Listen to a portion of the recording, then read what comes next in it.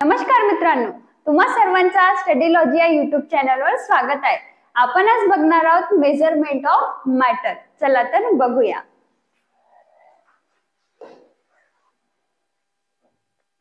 Measurement of matter या chapter मध्ये आपण सब टॉपिक्स बघणार आहोत।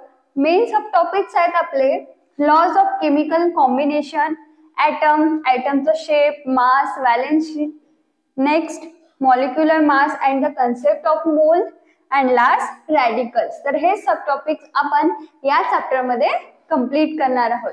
चला तर बघूया।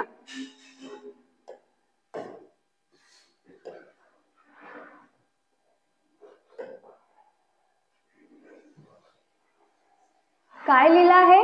Compounds are formed by chemical combination of elements. We have also learned that an important principle of Dalton's atomic theory is that the molecule of a compound are formed by joining atoms of different element to each other। काय म्हटलं आहे? Compound कसे form होतात? Chemical कॉम्बिनेशननी। Chemical combination म्हणजे काय? Chemical combination मध्ये chemical शब्द येत आहे, म्हणजे केमिकल्स कंबाईन होत आहेत आणि आपला कंपाउंड मिळत आहे। आता केमिकल्स म्हणजे काय? जे आपण केमिकल्स बनतो डे टू डे लाईफ मध्ये काय असतात? एलिमेंट्स असतात, कंपाउंड असतात, ठीक आहे। तर ते झाले आपले केमिकल्स। आणि एलिमेंट जेव्हा कंबाईन होतं तर आपलं काय बनतं? कंपाउंड। नंतर लिहिलं आहे principle of Dalton's atomic theory. काय आहे? The molecules of compound are form by joining of different element to each other. Compound कसे फॉर्म होतात? वेगवेगळे डिफरंट एलिमेंट जेव्हा कंबाईन होतात त्यांच्यामध्ये केमिकल कॉम्बिनेशन होते आणि आपल्याला कंपाउंड मिळतो। हा काय आहे आपला? The principle of Dalton's atomic theory. ठीक आहे, पुढे काय लिहिलं आहे? Law of chemical combination. आता बघा, आपण केमिकल कॉम्बिनेशन म्हणजे बघितलं काय असतं? जेव्हा केमिकल्स कंबाईन होतात आणि आपलं काहीतरी प्रोडक्ट मिळते, ठीक आहे, त्याला काय म्हणतो आपण? Chemical combination. आता जेव्हा केमिकल कॉम्बिनेशन होत आहे तर काय बनत आहे, कशामुळे बनत आहे, आपण किती क्वांटिटी मध्ये घेत आहोत आणि किती बनत आहे, तर हे सर्व काय आहेत? लॉ आहेत।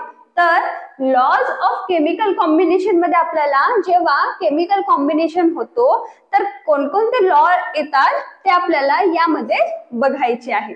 बघा, केमिकल कॉम्बिनेशन म्हणजे काय?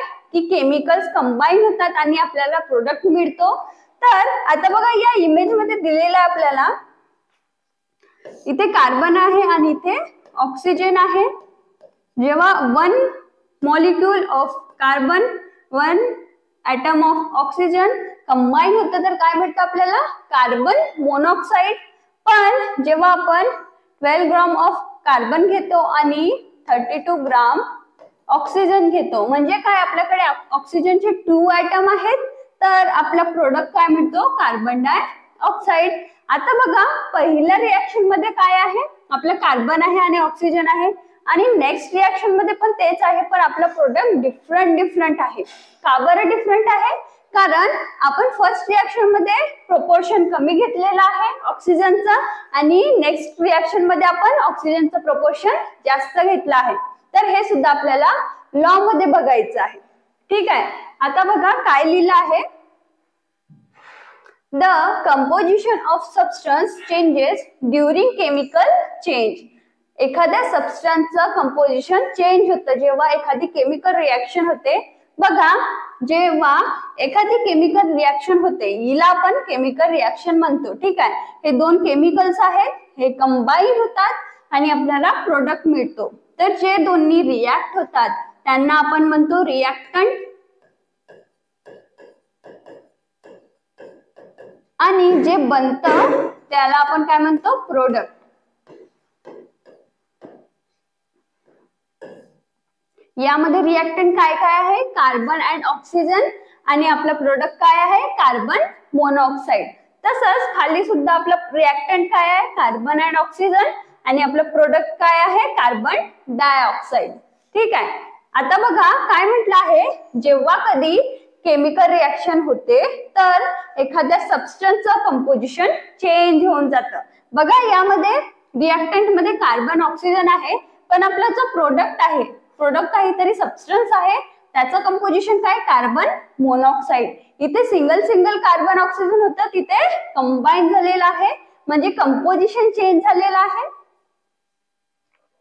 नंतर बघा काय लिहिलं आहे, The fundamental experiment on this regard were performed by scientists in 18th and 19th century. हे जेवढे काही एक्सपेरिमेंट जे आपण केमिकल कॉम्बिनेशन वर केलेले आहेत ते सायंटिस्टने 18th and 19th सेंचुरी मध्ये केले आहेत. While doing this, they measured accurately the substance used and formed and discovered the law of chemical combination. आता जेव्हा हे एक्सपेरिमेंट करत होते तर त्यामध्ये त्यांना समजलं की केमिकल्स कंबाईन होत आहे आणि प्रोडक्ट बनत आहे. म्हणजे काय की आपण कोणते केमिकल्स यूज करत आहोत आणि आपला प्रोडक्ट काय बनत आहे, तर हे सगळं त्यांनी डिस्कवर्ड केलं आणि यावरून त्यांनी लॉज ऑफ केमिकल कॉम्बिनेशन बनवले आहे. Scientist could then write molecular formula of various compound on the basis of Dalton's atomic theory. आणि त्यांनी काही सायंटिस्टनी डॉल्टन्स ॲटॉमिक थेरीवरनं मॉलिक्युलर फॉर्म्युलेस बनवले आहेत. आता मॉलिक्युलर फॉर्म्युला म्हणजे काय, आपल्याला माहिती आहे मॅथ्स मध्ये फॉर्म्युला म्हणजे काय असतं, जसं a square plus B square equals to a square plus 2ab plus B square, हा सुद्धा फॉर्म्युला आहे.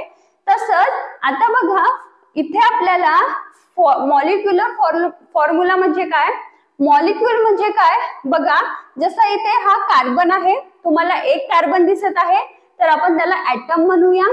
पण जेव्हा दोन कार्बन येतील, हा एक कार्बन आणि दुसरा कार्बन, तर काय दोन होतील, दोन ऍटम, तर त्याला आपण मॉलिक्यूल म्हणू शकतो.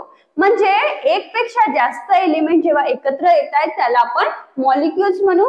म्हणजे याला आपण कंपाऊंड म्हणू शकतो का, हो. तर जेव्हा दोन कार्बनचे ऍटम येणार तर काय बनेल, मॉलिक्यूल ऑफ कार्बन.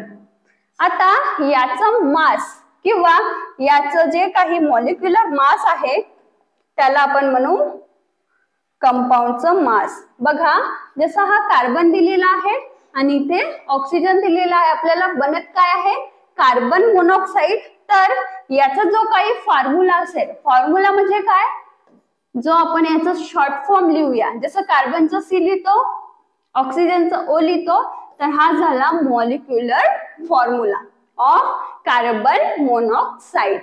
तसंच आपण कार्बन डायऑक्साईडचं कसं लिहू शकतो मॉलिक्युलर फॉर्म्युला, CO2. हा कशाचा मॉलिक्युलर फॉर्म्युला आहे, कार्बन डायऑक्साईड.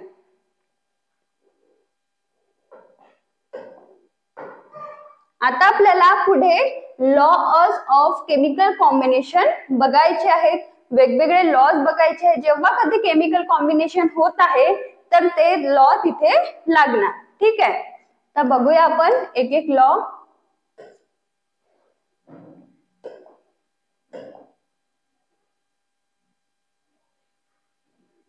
बघा तुम्हाला इथे एक इमेज दिलेली आहे, काय दिलेलं आहे त्यामध्ये, हा बिकर दिलेला आहे आणि हा वेट करणारी मशीन आहे. इथे काय दिलेलं आहे, सोल्युशन ऑफ कॅल्शियम क्लोराईड, आणि त्यामध्ये एक छोटीशी बिकर ठेवलेली आहे, त्यामध्ये काय, सोल्युशन ऑफ सोडियम सल्फेट. आता बघा काय होईल, तुम्हाला काय वाटते, हे जसे आहे तसेच राहणार, हे केमिकल्स आहे आणि तुम्हाला माहिती आहे केमिकल्स आहे ते रिॲक्शन करतात. तर जर यांना कॉन्टॅक्ट मध्ये ठेवलं तर ते रिॲक्ट करतील आणि रिॲक्ट करून काहीतरी प्रोडक्ट बनवतील.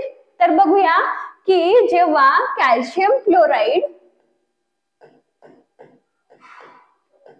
कशासोबत मिक्स होत आहे, सोडियम सल्फेट, तर काय बनत आहे आपला, कॅल्शियम सल्फेट प्लस NaCl. ठीक आहे, आता बघा कॅल्शियम क्लोराईड जेव्हा सोडियम सल्फेट सोबत रिॲक्ट होत आहे, आपला प्रोडक्ट काय बनत आहे, कॅल्शियम सल्फेट अँड NaCl. हा NaCl काय आहे, आपला साल्ट आहे. ठीक आहे, आणि हा कॅल्शियम सल्फेट याचं व्हाईट प्रेसिपिटेट आहे. व्हाईट प्रेसिपिटेट म्हणजे व्हाईट पावडर. ठीक आहे, बघा म्हणून तुम्हाला हा सोल्युशन आता व्हाईट दिसत आहे. तर जेव्हा कॅल्शियम क्लोराईड सोडियम सल्फेट सोबत रिॲक्ट होत आहे तर कॅल्शियम सल्फेटचं पीपीटी बनत आहे. पीपीटीला आपण असं डाऊनवर्ड एरोने शो करतो आणि NaCl काय आपला सॉल्ट आहे. ठीक आहे, बघा नेक्स्ट काय आपला फर्स्ट लॉ आहे law of conservation of matter. आता इथे शब्द काय आहे? Conservation of matter. कन्झर्वेशन म्हणजे काय? सांभाळून ठेवणे किंवा जे आधी आहे तेच नंतर राहील. म्हणजे जेव्हा रिॲक्शन होण्यास आहे आणि रिॲक्शन झालेली आहे तेव्हा दोघांचं मॅटरचा जो प्रपोर्शन आहे तो सेम असेल. बघा मॅटर म्हणजे काय? मास किंवा आपण जो काही सबस्टन्स घेत आहोत त्याचं मास. काय लिहिलं आहे? The mass of original matter and the mass of matter newly formed as result of chemical change are equal. काय म्हटलं आहे आपला लॉ?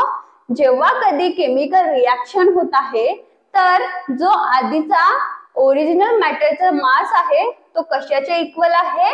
न्यूली फॉर्म मॅटर एवढं. बघा इथे तुम्हाला एक्झाम्पल दिलेलं आहे. तुम्ही चूल बघितली असेल. चूल मध्ये काय करतो आपण तिथे लाकडं टाकतो, त्याला आग लावतो आणि मग काय होते? आपल्याला ऍश मिळते, राख मिळते आणि धुवा पण निघतो. म्हणजे काय? यामध्ये आपले रिॲक्टंट काय आहेत? लॉग म्हणजे आपलं वूड आणि फायर. ठीक आहे, आणि जे आपले प्रोडक्ट काय आहेत? ऍश आणि स्मोक. तर जेव्हा रिॲक्शन होण्यास आहे तेव्हा लॉगचं वेट काय? 30 kg. फायर किती? 1 kg. म्हणजे किती झालं? 31 kg आपलं रिॲक्टंट. आणि आपलं प्रोडक्ट किती बनत आहे? 28 + 3 किती होतं? 31. म्हणजे आपलं प्रोडक्ट आणि रिॲक्टंट दोन्ही साइड इक्वल आहेत, म्हणजे कन्झर्वेशन ऑफ मॅटर आहे. तर जेव्हा कधी केमिकल रिॲक्शन होत आहे तेव्हा हा लॉ लागणार. काय? Conservation of matter. जेवढं आपण टाकणार तेवढंच आपल्याला प्रोडक्ट सुद्धा मिळणार.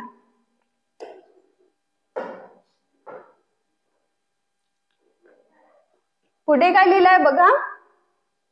In 1785, the French scientist Antoine Lavoisier inferred that his research that there is no rise or drop in mass of matter during a chemical reaction.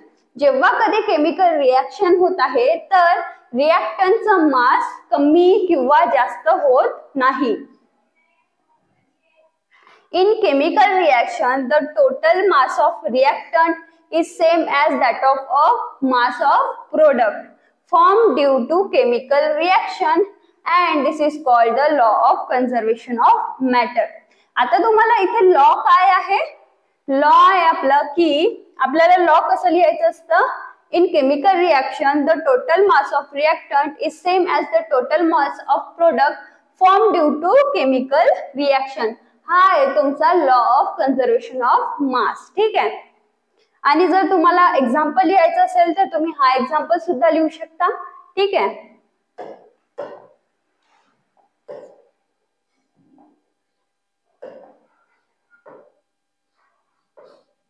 आता नेक्स्ट काय आहे? Law of constant proportion. काय लिहिलं आहे? Law of constant proportion. Constant म्हणजे काय? Same आहे. म्हणजे केमिकल रिॲक्शन होण्याच्या आधी आणि नंतर पण प्रोपोर्शन सेम आहे. ठीक आहे, बघा काय लिहिलं आहे. In 1794, the French scientist Gilles Proust stated the law of constant proportion as the proportion by mass of constituent element in different sample of a compound is fixed. आता बघा काय होतं याचं मिनिंग. जसं इथे वॉटर आहे, जेव्हा आपण 2 atoms ऑफ हायड्रोजन आणि 1 atom ऑफ ऑक्सिजन कंबाईन करत आहोत तर आपल्याला 1 युनिट ऑफ वॉटर मिळत आहे. म्हणजे काय? आपला वॉटरचा फॉर्म्युला काय असतं? तर यामध्ये H म्हणजे हायड्रोजन किती आहे? 2 ऍटम आहे आणि ऑक्सिजन किती आहे 1 आहे. तर जेव्हा आपण हायड्रोजनचे 2 ऍटम घेत आहोत आणि ऑक्सिजनचा 1 ऍटम घेत आहोत, तर हे जेव्हा कंबाईन होतील यामध्ये केमिकल रिएक्शन होईल, तर आपल्याला काय मिळेल 1 युनिट ऑफ वॉटर. आता जेव्हा आपण 4 ऍटम ऑफ हायड्रोजन टाकू आणि 4 ऍटम ऑफ ऑक्सिजन टाकू, तर आपल्याला काय मिळेल 2 युनिट ऑफ वॉटर. म्हणजे काय म्हटलेलं आहे, आपण कितीही जास्त प्रमाणात प्रपोर्शन टाकलं म्हणजे 16 ग्राम 18 ग्राम, तरी पण जे रिएक्शन मध्ये जो कॉन्स्टंट प्रोपोर्शन आहे, म्हणजे काय हायड्रोजन आणि वॉटरचा प्रोपोर्शन काय आहे 2:1, तर हा याच प्रोपोर्शन मध्ये कंबाईन होईल आणि जो काही प्रोडक्ट आहे तो बनेल. आता बघा ते कसं, हा आपल्याकडे 4 हायड्रोजन आहे आणि 4 ऑक्सिजन आहे. आता आपल्याला 2 + 2 आहे याच्याकडे हायड्रोजन आणि इथे 4 आहे. ठीक आहे. आता 2 हायड्रोजन + 1 ऑक्सिजन काय बनेल आपला 1 वॉटर. आणि हा वाचलेला 2 + 1 ऑक्सिजन काय बनेल आपला 1 वॉटर. म्हणजे आपल्याकडे 2 वॉटर बनले, पण आपल्याकडे आता 2 ऑक्सिजन शिल्लक उरलेले आहेत. म्हणजे काय आपण कितीही जास्त प्रोपोर्शन टाकलं तरी जे काही कॉन्स्टंट प्रोपोर्शन आहे, जसं हायड्रोजन आणि ऑक्सिजनचं 2:1 आहे, तर ते त्याच प्रोपोर्शन मध्ये कंबाईन होणार आणि आपल्याला त्याच प्रोपोर्शन मध्ये आपला प्रोडक्ट मिळणार. बघा काय लिहिलंय पुढे, example the proportion by mass of hydrogen and oxygen in water obtained from any source is 1:8. This means that 9 gram of water is formed by chemical combination of 1 gram hydrogen and 8 gram oxygen. काय म्हटलं आहे, जेव्हा आपण water बनवत आहोत H2O, तर हायड्रोजनचा मास किती असतो 1. आता 2 हायड्रोजन आहे म्हणजे 2 असेल याचा मास, आणि ऑक्सिजनचा मास किती असतो 16. आता आपल्याला याला छोट्या फ्रॅक्शन मध्ये कन्वर्ट करायचं आहे, तर याला काय करू आपण 2 नी डिवाइड करू, याला सुद्धा 2 नी, तर काय येईल 1:8. आता आपला काय आला प्रोपोर्शन 1:8 आला.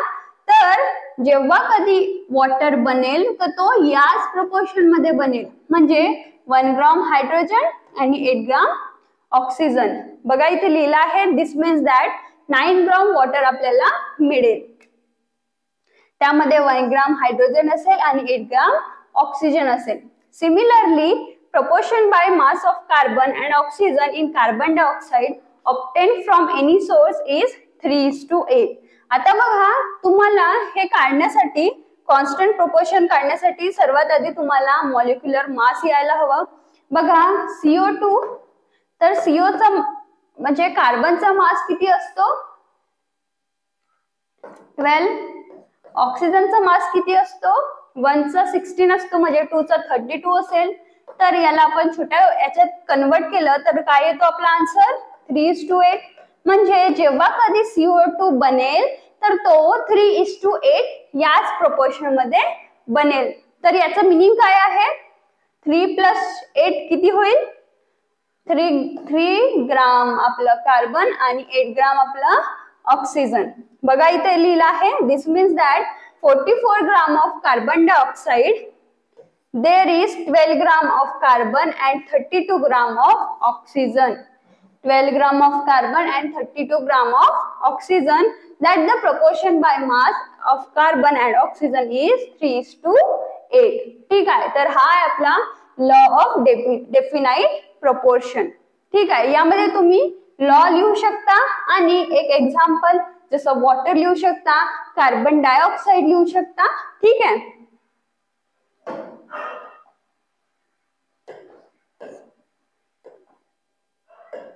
आता बघा नेक्स्ट काय आहे आपला topic, atom, size, mass and valency. आता ऍटम म्हणजे काय, बघा एखादा ऑब्जेक्ट किंवा कोणतीही वस्तू त्याच्या स्मॉलेस्ट युनिट म्हणजे असतं ऍटम. जसं बघा आपण बुंदीचे लाडू बघितले आहे, त्यामध्ये त्या लाडूचा सर्वात छोटा पार्टिकल काय असतं, ती बुंदी असते छोटीवाली, तसंच जर एखादा ऑब्जेक्ट आहे तर त्या ऑब्जेक्टचा छोटा पार्टिकल म्हणजे असतो ऍटम. म्हणजे तोच ऍटम जुडून एकसारखा तोच ऍटम जुडून आपल्याला पूर्ण ऑब्जेक्ट मिळतो. जसं तेज बुंदी मिळून आपल्याला एक लाडू मिळतो, तसंच खूप सारे ऍटम मिळून आपल्याला एखादा ऑब्जेक्ट मिळतो. तर आपला ऍटम काय आहे?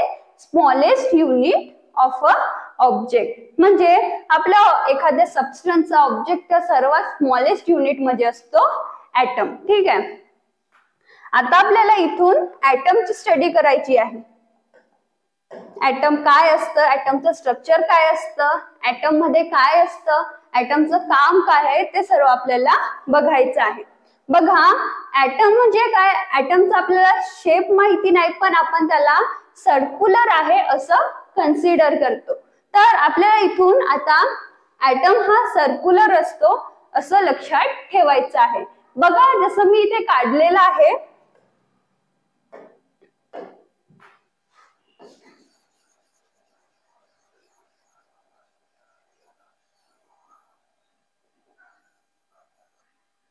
यामध्ये मी एक ऍटम काढलेला आहे. Bohr model example. बोहर म्हणजे काय? एक सायंटिस्ट आहे ज्याने हा मॉडेल दिलेला आहे. यामध्ये बघा, तुम्हाला ऍटम मध्ये दोन पार्ट असतात. एक असते न्यूक्लियस आणि एक असतं न्यूक्लियसच्या बाहेरचं पार्ट, ज्यामध्ये इलेक्ट्रॉन फिरत असतात. बघा, इलेक्ट्रॉन शब्द आला.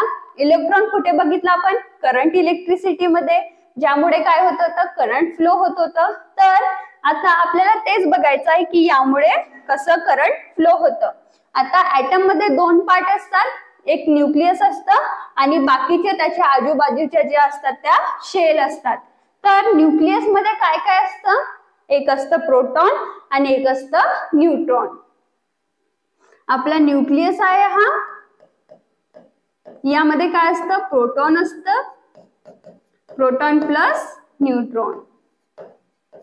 आणि ज्या बाहेरच्या शेल आहेत त्यामध्ये इलेक्ट्रॉन असतात. बघा, हे पिंक कलर मध्ये दिलेले आहेत ते काय आहेत? आपले इलेक्ट्रॉन. आणि जेवढ्या काही शेल असतात त्यांना नाव असतं, जसं आपण दिलं आहे KLMN. जेवढ्या काही शेल असतील तर पहिली शेल K, दुसरी L, तिसरी M आणि लास्ट N. तर अशा आपण त्यांना नाव देऊ शकतो. बघा काय लिहिलं आहे? The centre of atom is nucleus. ऍटमचा सेंटर काय असतं? Nucleus. That there are moving electron in extra nuclear part. आणि इलेक्ट्रॉन कुठे असतात? एक्स्ट्रा न्यूक्लियर पार्ट मध्ये. म्हणजे न्यूक्लियसला सोडून जो काही पार्ट आहे त्यामध्ये इलेक्ट्रॉन मूव्ह करत असतात. The electron are negatively charge. आता बघा, हे जे इलेक्ट्रॉन आहेत ते निगेटिव्हली चार्ज आहेत आणि प्रोटॉन काय आहेत? Positively charge. आणि न्यूट्रॉन काय आहेत? न्यूट्रल आहेत, म्हणजे त्यावर कुठलाही चार्ज नाही. प्रोटॉन काय आहेत? पॉझिटिव्हली चार्ज आणि इलेक्ट्रॉन काय आहेत? Negatively charge. Elementary particle. While the elementary particle that make up the nucleus are positively charged protons and electrically neutral neutron. आपले न्यूट्रॉन काय असतात? Electrically neutral. आता बघा, आपल्याला ही पुन्हा एक डायग्राम दिलेली आहे. यामध्ये हा न्यूक्लियस आहे आणि ह्या बाकीचे काय आहेत? शेल आहेत. आपण या ऍटमला असं पण सांगू शकतो. बघा, तुम्हाला हे सर्क्युलर शेल दिसत आहे, हा म्हणजे आपला काय आहे? न्यूक्लियस आहे. आणि या शेल मध्ये जे फिरत आहे ते काय आहे? इलेक्ट्रॉन. ठीक आहे, इलेक्ट्रॉनचा सिंबल असं असतो.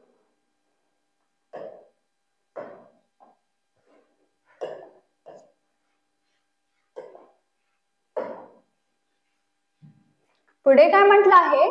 The size of a atom is determined by its radius.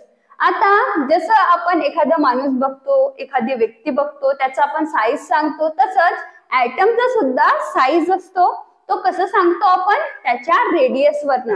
आता रेडियस कसं बघणार? बघा, आपण म्हटलं आपला जो ऍटम आहे तो सर्क्युलर असतो. तर या न्यूक्लियस पासूनचा त्याच्या आउटर मोस्ट शेल पर्यंतचा डिस्टन्स म्हणजे रेडियस होईल. आपण सर्कलचा रेडियस कसं काढतो? तर हा जो काही रेडियस आहे त्यावरून आपण त्या ऍटमचा शेप डिफाइन करतो, त्याचा साईज डिफाइन करतो. ठीक आहे. आता बघा, ऍटम इतकी छोटी गोष्ट आहे, ऍटमला आपण बघूच शकत नाही. ठीक आहे. तर ऍटम खूप छोटा आहे म्हणजे काय, त्याची रेडियस सुद्धा छोटी असेल जी आपण बघू शकत नाही, म्हणजे याचं युनिट सुद्धा कमी असेल. सेंटीमीटर मध्ये नसेल, सेंटीमीटर पेक्षा कमी असेल. मिलीमीटर असेल का, मिलीमीटर पेक्षा पण कमी असेल. बघा, तुम्ही मायक्रो पार्टिकल ऐकलाय का? मायक्रो म्हणजे काय असतं, एकदम सूक्ष्म. ठीक आहे. तर मायक्रोचा मिनिंग काय असतो, खूप लहान, जे आपण डोळ्यांनी बघू शकत नाही. त्याला आपण कशाने बघू शकतो, मायक्रोस्कोपनी. ठीक आहे. तर ऍटम सुद्धा आपल्याला मायक्रोस्कोपनी दिसतात. The atomic radius of isolated atom is distance between nucleus of an atom and its outermost orbit. काय आहे, आपल्या न्यूक्लियस पासन आउटरमोस्ट ऑर्बिट पर्यंतचा डिस्टन्स म्हणजे आपली ऍटमची रेडियस आहे. Atomic radius is express in nanometre. बघा, काय कशात मोजतो आपण, नॅनोमीटर. नॅनोमीटर म्हणजे काय, 1 nanometre equals to 10 raised to the power -9 metre. -9 metre. बघा, आता तुम्हाला एक चार्ट दिलेला आहे, त्यामध्ये मॉलिक्यूल दिलेला आहे आणि त्यांचं ऍटॉमिक रेडियस दिलेला आहे. Approximate size of atom and molecule. Atomic radius दिलेला आहे आणि इकडे एक्झाम्पल. ऍटॉमिक रेडियस कशामध्ये दिलेली आहे, मीटर मध्ये. बघा, हायड्रोजनचा ऍटम, त्याचं रेडियस किती आहे, 10 raised to the power -10. Water molecule, त्याचं किती आहे, 10 raised to the power -9. आणि हिमोग्लोबिन, तुम्हाला माहितीये ब्लड मध्ये काय असतं, हिमोग्लोबिन असतं. तर त्या हिमोग्लोबिनचा जो ऍटॉमिक रेडियस आहे तो किती आहे, 10 raised to the power -8 metre. ठीक आहे. तर हे जस्ट तुम्हाला नॉलेज साठी आहे, तुम्हाला हे विचारणार नाही. नेक्स्ट काय आहे, atoms are very tiny. Tiny म्हणजे काय, खूप छोटे. खूप ऍटम काय असतात, खूप लहान असतात. Modern instrument like electron microscope, field iron microscope, scanning tunnelling microscope enlarge image of atom. तर आपण ऍटम कशाद्वारे बघू शकतो, इलेक्ट्रॉन मायक्रोस्कोप. जे काही मायक्रोस्कोप आहेत त्याद्वारे आपण इलेक्ट्रॉन किंवा प्रोटॉन हे कशामध्ये आहेत, ऍटम मध्ये आहेत. आणि ऍटम सुद्धा छोटा आहे, तर आपल्याला ऍटमला बघण्यासाठी सुद्धा इलेक्ट्रॉन मायक्रोस्कोपची गरज असते. नंतर बघा काय दिलेलं आहे, the atomic size depend on the number of electron orbits in the atom. बघा, आपण म्हटलं होतं की ऍटमचा साईज, ऍटमचा जो रेडियस आहे तो कशावर डिपेंड आहे, त्याच्या शेलवर. शेल म्हणजे काय, की किती इलेक्ट्रॉन आहे. जास्त इलेक्ट्रॉन म्हणजे जास्त शेल, म्हणजे जास्त मोठं radius. The greater the number of orbit, large the size. For example, an atom of K is bigger than an atom of Na. काय म्हटलं आहे, के म्हणजे काय असतं, पोटॅशियम. ठीक आहे. पोटॅशियम, पोटॅशियमचं सिम्बॉल काय आहे, के.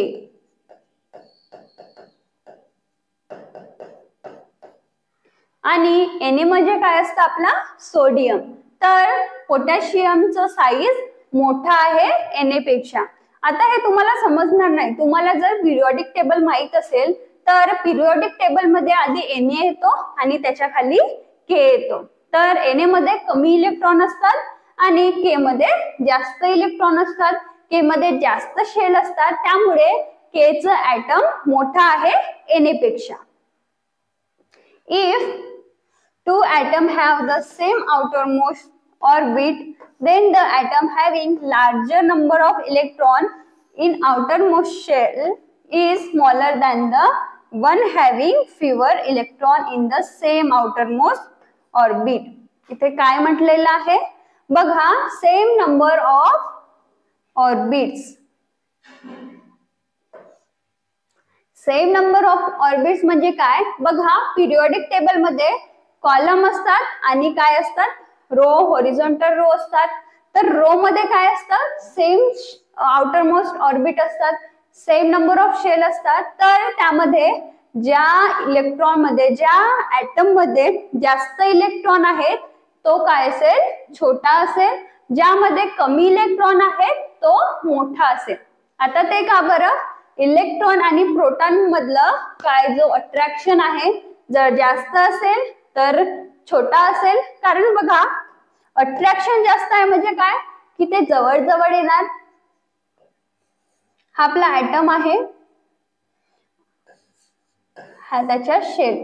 आता बघा, जसं इथे जास्त आपले इलेक्ट्रॉन आहे तर त्यामध्ये प्रोटॉन आणि इलेक्ट्रॉन मध्ये जास्त अट्रॅक्शन होईल आणि ते काय असतील, जवळ जवळ येतील. पण जर कमी इलेक्ट्रॉन आहे तर कमी अट्रॅक्शन होईल, म्हणजे काय, आपलं शेल मोठं होईल, आपलं ऍटम मोठं दिसेल.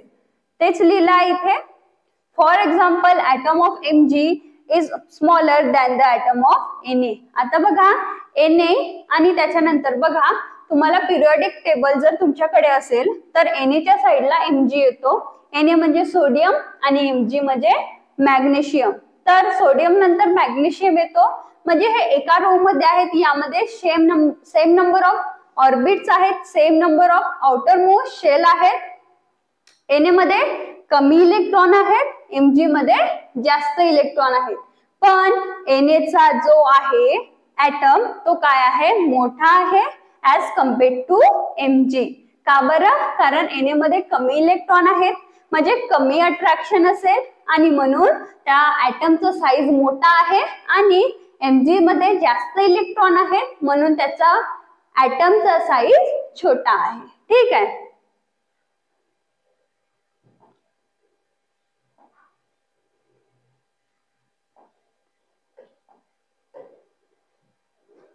नंतर आहे the mass of an atom. आता ऍटमचं मास म्हणजे काय, मास म्हणजे काय, आपल्या बॉडीचा मास म्हणजे काय असतो, जेवढे काही आपल्या बॉडीमध्ये मसल्स आहेत, सेल आहेत, त्या सर्वांचं ऍडिशन म्हणजे आपला मास असतो. तर आता ऍटमचा मास म्हणजे काय ते आपल्याला बघायचं आहे.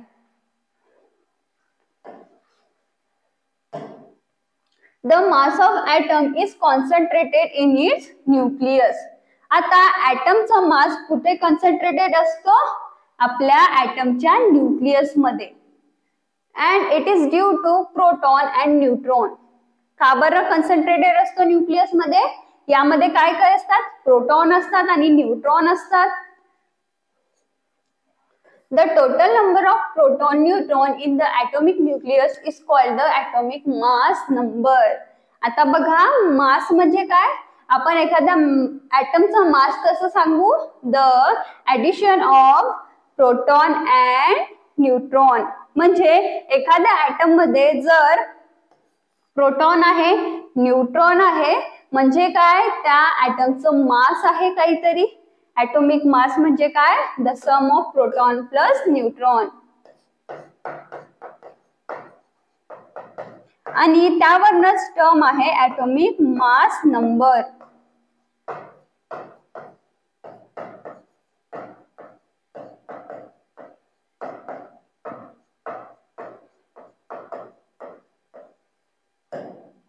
आता यानंतर तुम्हाला आठवण ठेवायचं आहे, ऍटॉमिक मास नंबर म्हणजे काय, एखाद्या ऍटम मधला प्रोटॉन प्लस न्यूट्रॉनचा जो काही सम असेल तो म्हणजे ऍटॉमिक मास नंबर. ठीक आहे. Proton and neutron are together called nucleon. आता न्यूक्लियॉन म्हणजे काय, प्रोटॉन प्लस न्यूट्रॉन.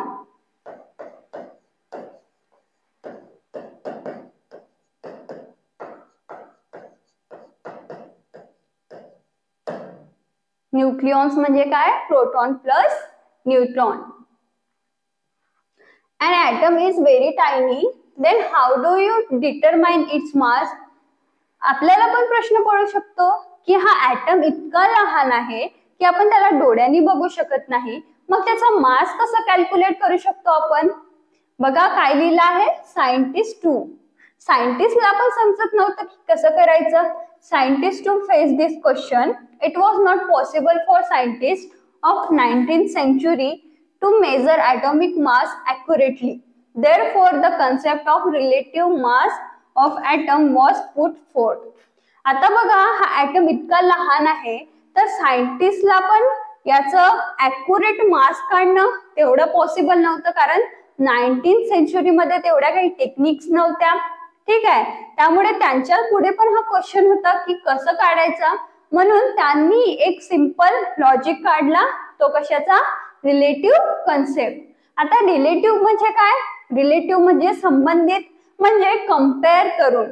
म्हणजे जसं आपण एकामेकांची कम्पेअर करतो तसंच दोन ॲटम, वेगवेगळ्या ॲटमला कम्पेअर करून आपण त्याचा मास काढणार आहोत.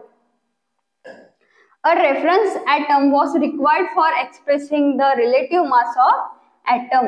आणि यासाठी आपल्याला एक रेफरन्स ॲटम पाहिजे होता जो रिलेटिव्ह कन्सेप्ट एक्सप्रेस करेल.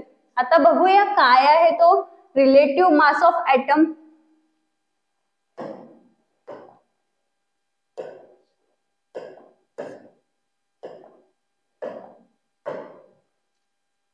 The hydrogen atom, being the lightest, was initially chosen as reference atom. आता बघा रेफरन्स ॲटम म्हणून कोणाला घेतलेला आहे? Hydrogen atom. का बरं? कारण तो सर्वात छोटा आहे, सर्वात लाइटेस्ट आहे. लाइटेस्ट म्हणजे काय? त्यामध्ये कमी इलेक्ट्रॉन असणार, कारण ॲटम हा आपल्या पिरियोडिक टेबल मधला फर्स्ट एलिमेंट आहे. तो सर्वात आधी डिस्कवर झालेला आहे आणि तो सर्वात लाइटेस्ट सुद्धा आहे, म्हणून त्याला रेफरन्स ॲटम म्हणून आपण चूज केलेला आहे. The relative mass of hydrogen atom, which has only one proton in its nucleus, was accepted as 1. आता बघा हायड्रोजनचा ॲटम कसं असतो? हा हायड्रोजनचा ॲटम आहे. हायड्रोजनचा ॲटॉमिक नंबर असतो 1 आणि त्यामध्ये एकच प्रोटॉन असतो, त्यामध्ये इलेक्ट्रॉन नसतो. त्यामुळे त्याचा जो काही काय आपला atomic mass number, atomic mass number काय कशा काढतो आपण?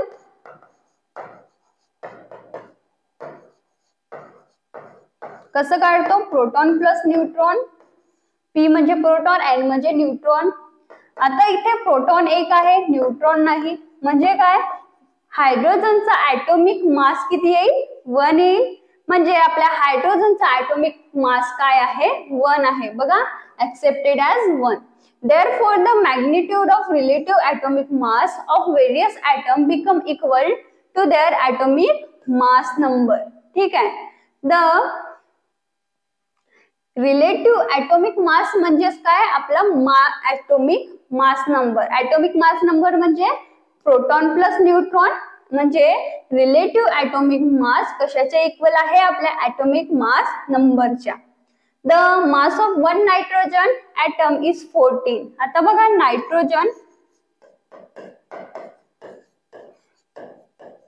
नायट्रोजनचा ॲटॉमिक मास नंबर असतो 14. आता याला आपण कसं सांगू शकतो? The nitrogen atom is the atomic mass of a nitrogen atom is 14 times that of hydrogen. बघा आपण इथे नायट्रोजन पण यूज केला आणि हायड्रोजन पण यूज केला, म्हणजे रिलेटिव्ह कन्सेप्ट आहे. म्हणजे आपण हायड्रोजनला रेफरन्स घेतलं की हायड्रोजनच्या तुलनेत तो किती टाइम्स आहे आणि त्यावरून आपण त्याचा मास काढलेला आहे, किती आहे? 14. Therefore, the relative mass of nitrogen atom is 14. 14 काय आहे? Relative mass of nitrogen. This is how the relative atomic mass of various element were determined. आणि अशा प्रकारेच आपण खूप सारे जेवढे काही एलिमेंट्स आहेत त्यांचा रेफरन्स घेऊन आपण ॲटॉमिक मास म्हणजेच रिलेटिव्ह मास काढलेला आहे. आपण ऑक्सिजनचा पण मास घेऊ शकतो. ऑक्सिजनचा मास असतो 16, तो सुद्धा असंच घेतलेला आहे. The atomic mass of oxygen is 16 times that of mass of hydrogen atom. On this scale, The relative atomic mass of many elements came out to be fractional. आणि असंच करता करता काही रिलेटिव्ह मास काय आले, फ्रॅक्शन मध्ये आले. फ्रॅक्शन मध्ये काय 15/2, 14/3 असं फ्रॅक्शन मध्ये सुद्धा येऊ लागले. हा बघा हायड्रोजनचा आहे, हायड्रोजनचा ऍटम आहे हा. हायड्रोजन मध्ये एकच इलेक्ट्रॉन असतो आणि एकच प्रोटॉन सुद्धा असतो. ठीक आहे. आता आपण याचा ऍटॉमिक मास 2 का बरं नाही घेतलं, यामध्ये तर एक प्रोटॉन आहे एक इलेक्ट्रॉन आहे, पण आपला ऍटॉमिक मास म्हणजे काय असतो, प्रोटॉन प्लस न्यूट्रॉन. तर आपल्याकडे प्रोटॉन एकच आहे, न्यूट्रॉन तर आहेच नाही, म्हणजे आपला ऍटॉमिक मास काय येईल 1. ठीक आहे. जरी त्यामध्ये एक इलेक्ट्रॉन आहे पण त्याच्यामध्ये एकच प्रोटॉन असल्यामुळे त्याचा मास काय येतो 1 आणि त्याचा ऍटॉमिक नंबर सुद्धा काय आहे 1. आपण त्याला कसं रिप्रेझेंट करतो, H हायड्रोजन वर असतो त्याचा नंबर, ऍटॉमिक नंबर, आणि हा काय आहे त्याचा मास.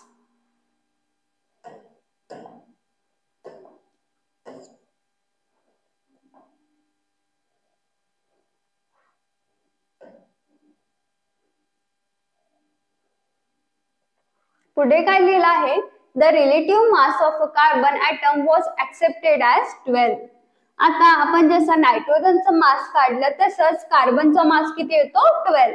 The relative atomic mass of one hydrogen atom compared to carbon atom become 12 into 1/12, that is 1. The mass of one proton and one neutron on the scale of relative atomic mass is approximately 1. काय म्हटलेलं आहे, आपण कार्बनचा relative मास किती घेतलेला आहे 12. आता आपण यावरनं हायड्रोजनचा मास कसं काढणार, आपल्याला जर माहिती नाही तर काय करणार, आपण कार्बनचा मास घेणार इंटू 1/12. 12 कॅन्सल आणि आपला आन्सर आला 1. म्हणजे आपला हायड्रोजनचा ऍटमचा मास किती आहे 1. आता आपल्याला एक टेबल दिलेला आहे आणि त्या टेबल मध्ये आपल्याला ऍटॉमिक नंबर, ऍटॉमिक मास दिलेला आहे, ऍटम एलिमेंट्स दिलेले आहे आणि त्यांचा ऍटॉमिक मास आपल्याला काही मध्ये फिल करायचं आहे. काय आहे आधी हायड्रोजन, हायड्रोजनचा ऍटॉमिक मास काय असतो 1 असतो. नंतर आहे helium 4, lithium 7, beryllium 9, boron 11, carbon 12, nitrogen 14 आणि ऑक्सिजनचं बघा, आता ऑक्सिजनचा काय येतो 16. म्हणजे बघा तुम्हाला दिसत आहे का, आपला हायड्रोजनचा ऍटॉमिक नंबर असतो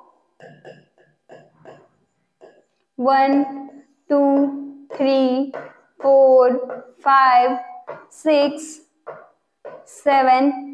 आता 1 हायड्रोजनचा मास सुद्धा 1 आहे.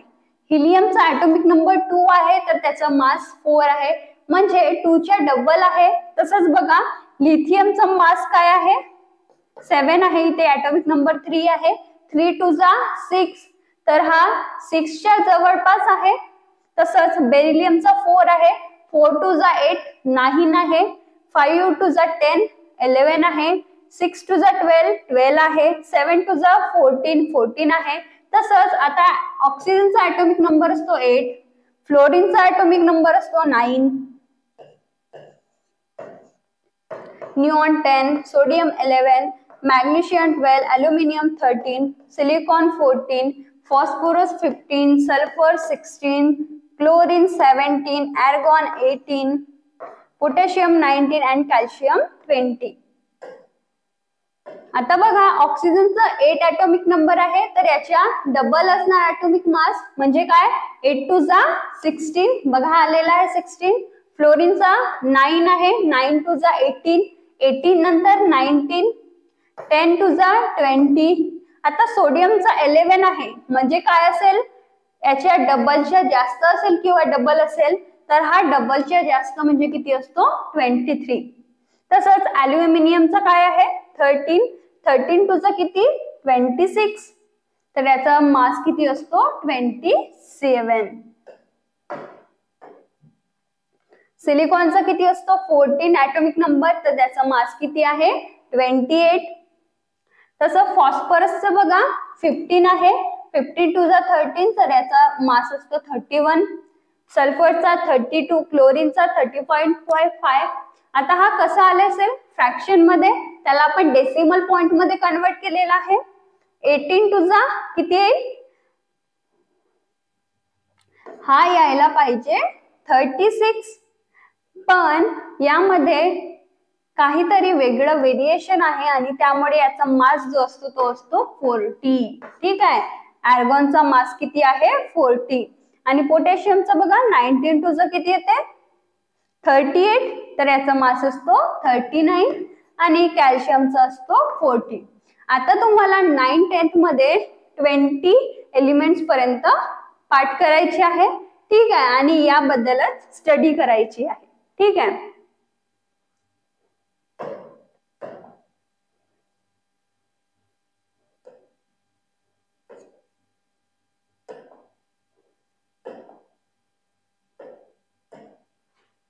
today we have highly accurate method for measuring the mass of a atom directly. आता आपण जेव्हा 19th century मध्ये होतो तेव्हा आपल्याकडे टेक्निक्स नव्हत्या, तेवढे इक्विपमेंट नव्हते, त्यामुळे काय आपल्याला तो कन्सेप्ट जो ॲटॉमिक मासचा कन्सेप्ट डायरेक्टली पुट करणं पॉसिबल नव्हतं. पण आता आपल्याकडे इतक्या साऱ्या टेक्नॉलॉजीज आहेत, त्यामुळे काय होतं की आपण डायरेक्टली आपली मेथड पुट करू शकतो.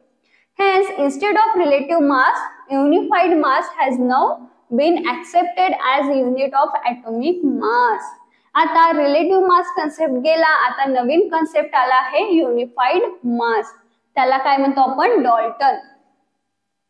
आता याचं नाव डॉल्टन आहे म्हणजे यांनी डॉल्टननीच काढलं असेल हे. आणि डॉल्टन म्हणजे त्याचं सिम्बॉल काय, it's symbol is you, small you, आणि 1 यू म्हणजे 1.6 into 10⁻⁻27 kg. तर आपल्याला आता हा युनिट घेऊन आपल्याला सर्व ॲटमचा ॲटॉमिक मास काढायला यायला पाहिजे. नंतर आहे केमिकल सिम्बॉल ऑफ एलिमेंट्स. आता आपण एलिमेंट्स बघितले काही 20 पर्यंत.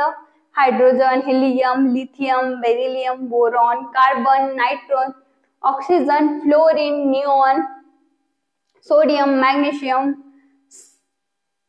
Aluminium, silicon, phosphorus, sulphur, chlorine, argon, potassium and calcium. तर हे जेवढे काही एलिमेंट्स आपण बघितले आहे त्यांचे आपल्याला आता केमिकल सिम्बॉल बघायचे.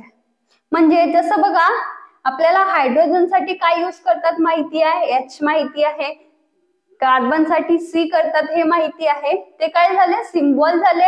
आता आपल्याला केमिकल सिम्बॉल बघायचे आहे. जसं बघा हायड्रोजन साठी काय यूज करतो, एक सर्कल आणि त्यामध्ये छोटा पॉइंट.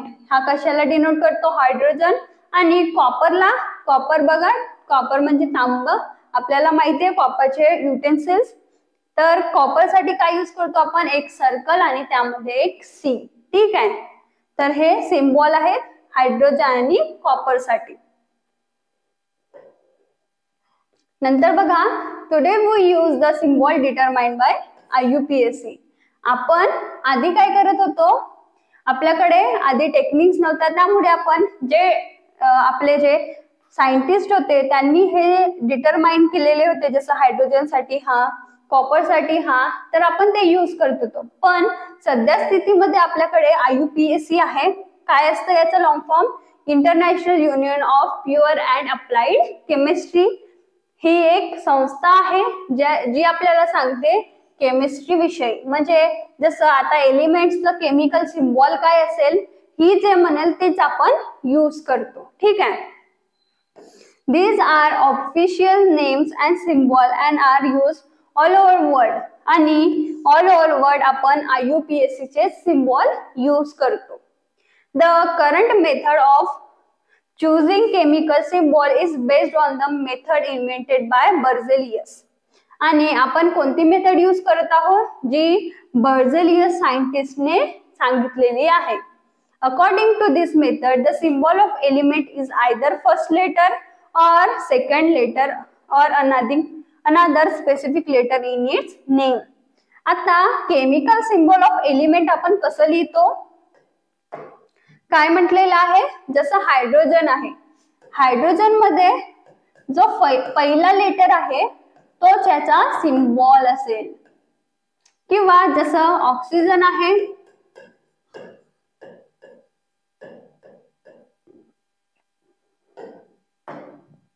तर ऑक्सिजन मध्ये O आहे म्हणजे हा याचा सिम्बॉल असेल. ठीक आहे. आता जर आपण आर्गॉन म्हटलं तर आर्गॉनचा जो सिम्बॉल असतो तो असतो AR. तर का बरं, इथे A आहे आणि हा R स्पेसिफिक सिम्बॉल आहे म्हणून याचा सिम्बॉल काय येईल, AR. ठीक आहे. तर अशा प्रकारे आपण सांगू शकतो केमिकल सिम्बॉल. जसं एखादं हे हायड्रोजन आहे तर त्याचं फर्स्ट लेटर, ऑक्सिजन आहे तर फर्स्ट लेटर. जर एखाद्या सेंटेन्स मध्ये एखाद्या वर्ड मध्ये स्पेसिफिक लेटर आहे तर काय करू आपण, तो स्पेसिफिक लेटर सुद्धा सिम्बॉल मध्ये घेऊ शकतो.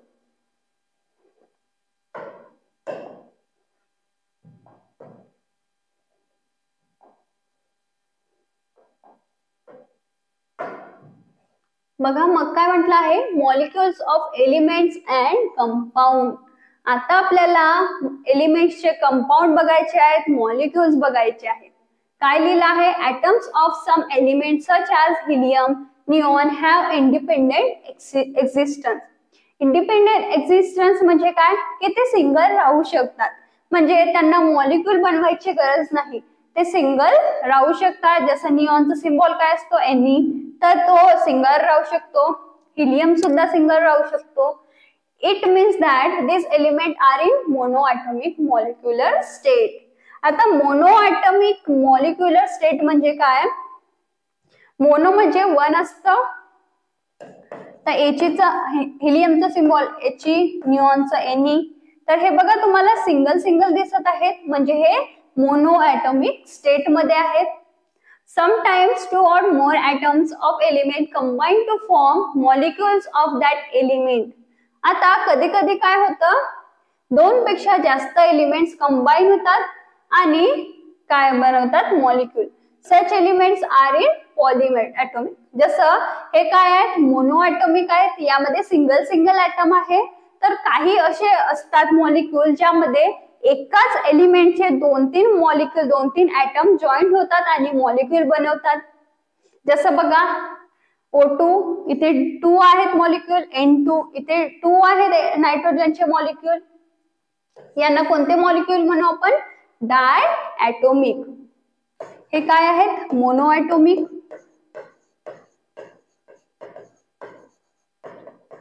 आणि डायॲटॉमिक काय असणार, O2, N2 respectively. When atoms of different element combine with each other, the molecules of compound are formed. आता जेव्हा वेगवेगळे एलिमेंट्सचे ॲटम जेव्हा कंबाईन होतात तर आपल्याला काय मिळतो, कंपाऊंड. म्हणजे कंपाऊंड म्हणजे काय, की दोन वेगवेगळे डिफरंट एलिमेंट्स हवे तेव्हाच काय बनेल, compound. In other words, compound are formed by chemical attraction between different element. म्हणजे जर आपण N2 लिहिला तर हा कंपाऊंड आहे का, नाही, हा काय आहे, मॉलिक्यूल आहे. पण जर आपण N2O लिहिला तर हा काय आहे, नायट्रोजन प्लस ऑक्सिजन आहे, म्हणजे हा कंपाऊंड आहे, कारण यामध्ये दोन वेगवेगळे एलिमेंट्स आहेत. नंतर काय लिहिलं आहे, molecular mass and the concept of mole. आता बघा मॉलिक्युलर मास म्हणजे माहिती आहे आपल्याला, हा मॉलिक्यूल आहे, याचा जो काही मास असेल तो म्हणजे मॉलिक्युलर मास.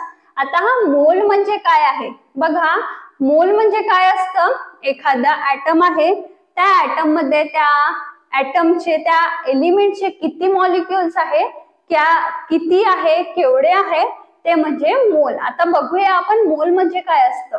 आधी बघूया molecular mass. The molecular mass of substance is the sum of atomic mass of all atoms in single molecule in that substance. Molecular mass म्हणजे काय, जसं आता O2 आहे तर O2 plus O plus O तर ओचं एका ऑक्सिजन मॉलिक्युलचा मास किती असतो 16 + 16 म्हणजे किती होईल 32. जसं बघा H2 चा मॉलिक्युल आहे, हा O2 चा मॉलिक्युल आहे, N2 चा मॉलिक्युल आहे आणि Cl2 चा मॉलिक्युल आहे. तर अशा प्रकारे आपण जर एखाद्या कंपाऊंड मध्ये दोन वेगवेगळे एलिमेंट्स आहे तर त्यांचा मास काढून आपण त्या दोघांना सम करून आपण त्या कंपाऊंडचा मॉलिक्युलर मास काढू शकतो. पुढे काय लिहिलं आहे, like atomic mass molecular mass is also expressed in unit Dalton. आता जसं आपण मॉलिक्युलर मास जसं सिंगल मॉलिक्युलचा मास सुद्धा त्या डॉल्टन मध्ये बघितलं होतं, तसंच मॉलिक्युलचा मास सुद्धा आपण डॉल्टन मध्ये लिहू शकतो.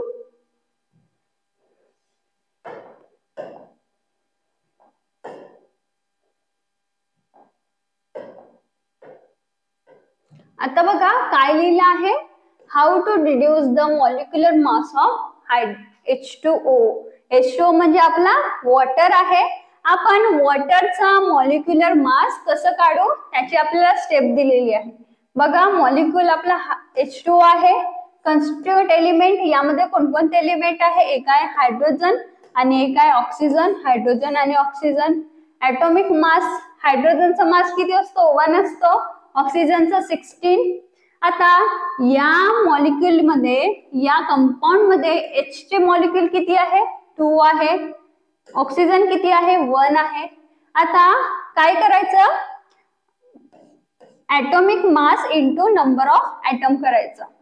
1 × 2 16 × 1 म्हणजे काय येईल 2 आणि 16. आता या दोघांना ऍड करायचं आणि आपला मास निघाला 18. आता बघा मॉलिक्युलर मासचा काय येईल formula, atomic mass of hydrogen into 2, कारण दोन ॲटम आहेत हायड्रोजनचे आणि ऑक्सिजनचा 1. तर असे मिळून आपला मॉलिक्युलर मास ऑफ वॉटर किती येत आहे 18. ठीक आहे, आणि याचा सिम्बॉल काय असेल U. ठीक आहे, तर अशा प्रकारेच आपल्याला वेगवेगळे एक्झाम्पल घेऊन त्यांचा मॉलिक्युलर मास काढायचा आहे. जसं CO2 चा काढूया आपण.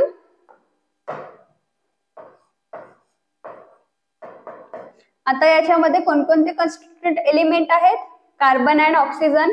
कार्बनचा मास किती असतो 12, ऑक्सिजनचा मास किती असतो 16. आता कार्बनचे किती मॉलिक्युल आहे, किती ॲटम आहे यामध्ये 1, तर 12 × 1 16. ऑक्सिजनचे किती आहे ॲटम 2 म्हणजे 16 × 2. आता इथं 12 + 16 × 2 32 म्हणजे आन्सर काय येईल 44. म्हणजे आपल्या CO2 चा मॉलिक्युलर मास काय येतो 44. अशा प्रकारे आपण वेगवेगळ्या कंपाऊंडचा मॉलिक्युलर मास कॅल्क्युलेट करू शकतो. हे तुम्हाला परीक्षेमध्ये विचारू शकते, जसं हा आपला H2O येईल म्हणजे वॉटर किंवा कार्बन डायऑक्साइड. ठीक आहे, अशा प्रकारे आपण त्यांना डिड्यूस करणार.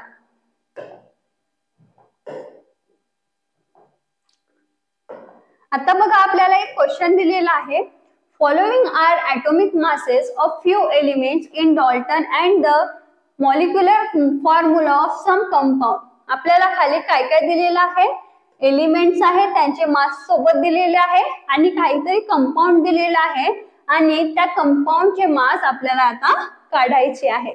ठीक आहे, आता आपण जसं मागे H2O चं काढलं तसंच आपण इथे आता वेगवेगळे कंपाऊंडचे काढणार. आधी आपण काढणार NaCl चा. Na चा मास बघा इथे दिलेला आहे, Na चा मास काय आहे 23.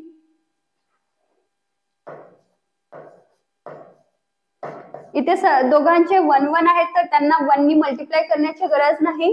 Cl चं किती दिलेलं आहे 35.5. आता यांना ऍड करा, 33 + 35.5 काय येत आहे आन्सर 68.5 डाल्टन. म्हणजे NaCl चा ॲटॉमिक मास मॉलिक्युलर मास काय येत आहे 58.5. ठीक आहे, नंतर आहे MgCl2. मॅग्नेशियमचा मास बघा किती आहे 24. Cl2 चं काय आहे, Cl म्हणजे क्लोरीन 35.5. आता क्लोरीनचे दोन मॉलिक्यूल म्हणजे 2 मल्टिप्लाय, इथे 1 मल्टिप्लाय, तर काय येईल 24 आणि प्लस 35.5 इंटू 2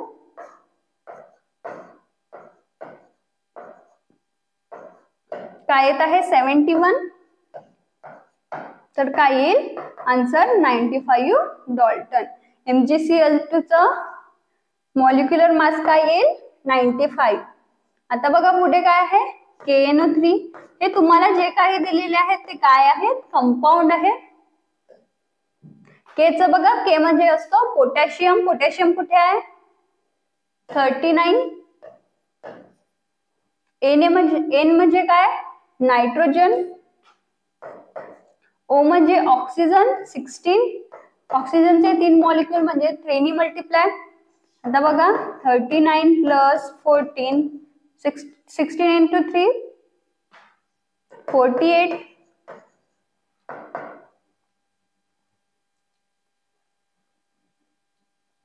21 101 डाल्टन. KNO3 चं मॉलिक्युलर मास काय येत आहे 101 डाल्टन. तर अशा प्रकारे तुम्हाला हे खाली दिलेले आहेत त्यांचं मॉलिक्युलर मास काढायचं आहे. ठीक आहे, तुम्हाला हे परीक्षेमध्ये विचारू शकते, जसं NaCl चं विचारेल. त्यामध्ये तुम्हाला सध्यासाठी हे लक्षात ठेवावं लागेल, किंवा जर पेपर मध्ये आले तर तुम्हाला हे गिवन असेल, नाहीतर तुम्ही हायड्रोजन 2 आपलं कॅल्शियम म्हणजे 1 to 20 पर्यंत एलिमेंट पाठ करा. ठीक आहे.